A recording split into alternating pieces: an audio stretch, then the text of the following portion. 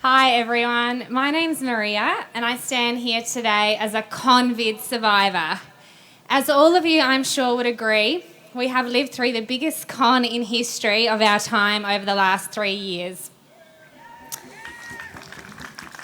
In December 2021, the South Australian government considered me to be the most dangerous living woman in the state. I know, I look the part, don't I? Saying that, I put the whole state at risk despite never having laboured under an infectious disease. And to this day, never had COVID. It was simply because of my refusal to take part in an experimental jab, which we now know to be the biggest scam in history. The biggest human experiment. Just recently, AstraZeneca, as Tricky already mentioned, admitted publicly that they are withdrawing their vaccine from the market because it's causing serious side effects. Just to remind you all, this is the same vaccine that the government told us was safe, effective and free. Now, which of those promises did they meet? None. Now, you're probably thinking, so what happened to this dangerous living woman standing here today? In December 2021, I was a healthy 30-year-old woman who contributed to society, had a career, life aspirations, a partner, and no criminal history. But apparently that was a crime.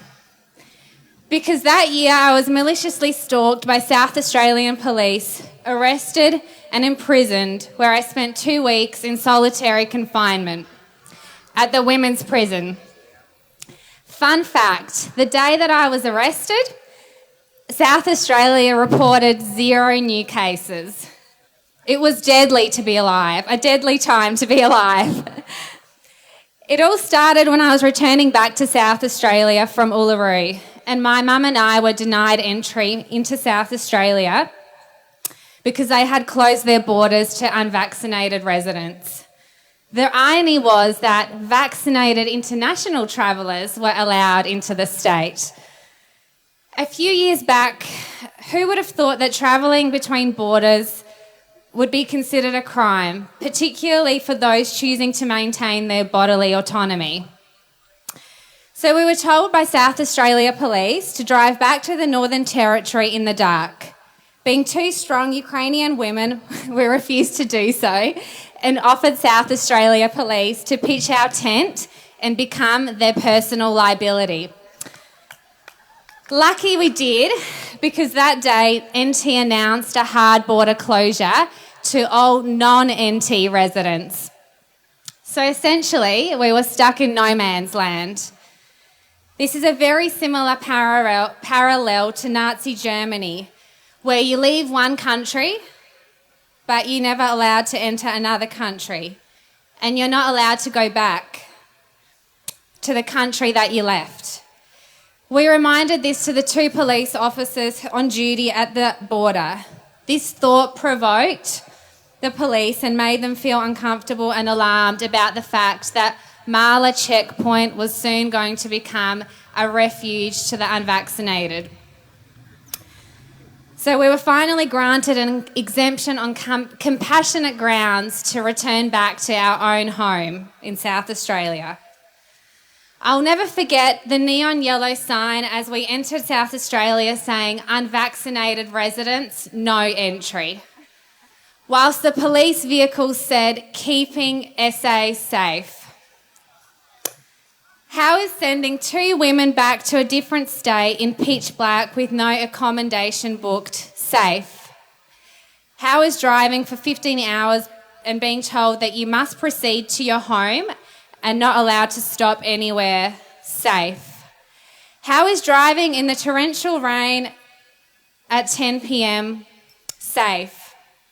And now the biggest question of all, how is taking an experimental death jab to return back to your homes as an Australian citizen safe? So you're probably wondering, what happened to this dangerous living woman? Well, upon returning back to Adelaide, for the next 2 weeks, I had police coming to our home almost every day, sometimes 3 times a day. We were placed under indefinite home arrest and threatened on a daily basis for not agreeing to consent to any medical experiments. We had SA police jump over our 1.5 metre tall fence, threaten to shoot the dogs, peer through the bedroom windows, knock on all the windows setting the dogs off, endless calls from no caller IDs, SA police visiting my workplace and coercing staff to disclose private information about me.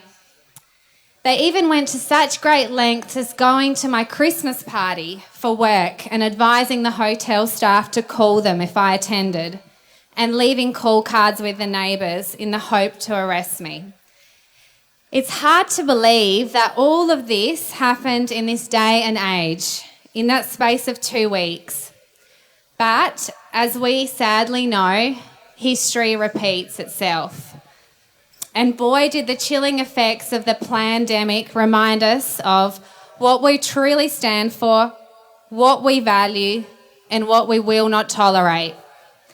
On the 5th of December 2021, I was pulled over and arrested. I had 5 male police officers attend a crime scene and surround my car to intimidate and harass me. At this point, I still couldn't understand what crime I had committed. Where is the victim? Who did I harm? Where was the warrant for my arrest? And if there was no warrant, what indictable crime could I assist the police with? By the way, these are all legitimate questions to ask and demand to have answered if you are ever pulled up by the police. It turns out that the crime was committed against me, because I was not able to get an answer to any of those questions. And instead, I was sent to the City Watch House, refused bail, denied an interview, and I was listed to appear in court the next day. I was put next to a cell next to murderers, rapists, drug traffickers, and domestic violence abusers. Sadly, I was terribly misrepresented by my lawyer, and following this hearing, I was loaded with charges and sent to the women's prison with an indefinite term. However, being sent to prison without a conviction sounds highly unusual, doesn't it?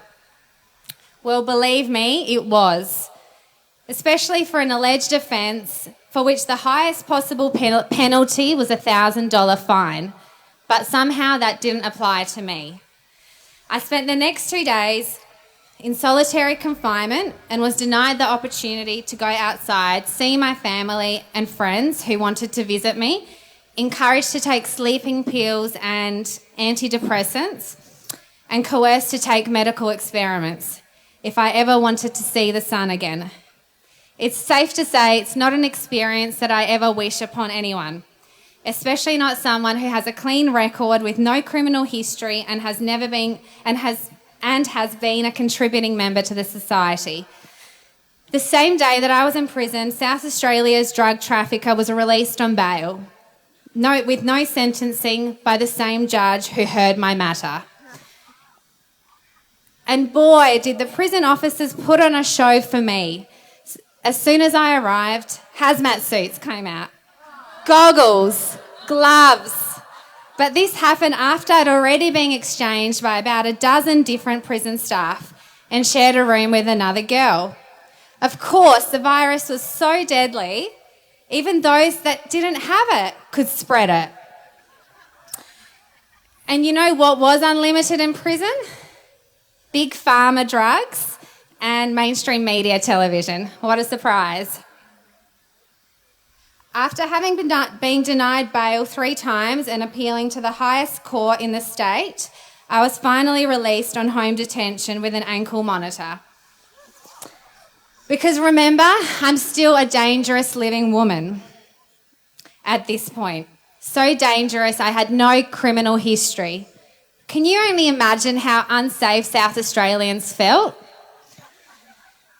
For the next 1.5 years, I had 20 court hearings, 3 bail amendments, 13 different magistrates, and 2 Supreme Court judges, 12 police witnesses testifying against me, and a 3-day listed trial.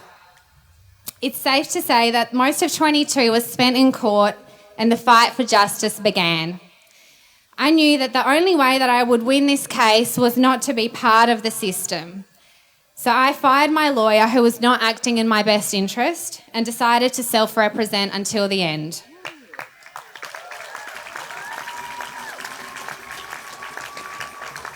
That was one of the best decisions that I made.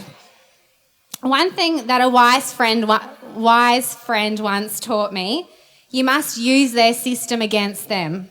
And to this day, there is no facts and evidence that I was ever labouring under an infectious disease, neither from the police or SA Health. Always remember that they have to prove the case against you and not the other way around, even though unfortunately the system doesn't necessarily work that way, but you have to still remind them of that. It was evident that South Australian police and the judiciary colluded with each other to make me a political prisoner. This was a clear abuse of the power by South Australia Police. All my charges were fabricated, and it was a case of malicious prosecution, false arrest, and unlawful imprisonment. They wanted to make an example out of me and scare everyone else from attempting to challenge the system, or in my defence, to simply live as a free woman, free from coercion, free from medical death experiments, and to be free to travel between states in our beautiful country that we once used to call the land of the free. So how did this traumatic reality end for this no longer living free woman at that point in time? Well, on the 15th of March 2023, marked a day of victory for me. South Australia Police withdrew all my charges and abandoned the matter. The magistrate acquitted me from this case, and I was finally free from any criminal charges. At last, I was free to travel, free to apply for work, free to move on with my life again as a young woman after being deprived of my liberty for the last year and a half. Despite the police never admitting fault, I won my battle for freedom. But SA Police only agreed to pay me a measly $550 for all my time spent in court.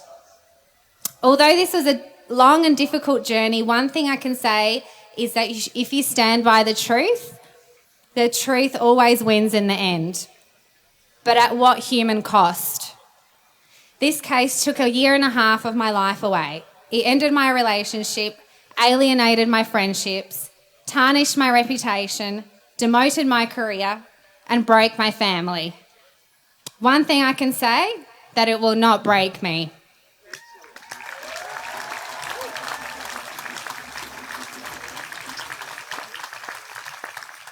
I am forever grateful for the people who stood by me, including Simon, Peter, Darren, and many more, and especially to my mum for her endless efforts. She was also threatened to be arrested by the police when I was in custody. As a mother or a parent, I'm sure you know how that would feel if your children were in the same position. I think the experience for her was much more stressful and horrific than it was for me. Now, as we all stand here today, I understand I'm more likely already appealing and preaching to the converted, or sadly, perhaps some vaccine-injured people today. But here's a very important message that I'd like to convey, and that is that we must stand up and exercise our rights against government corruption.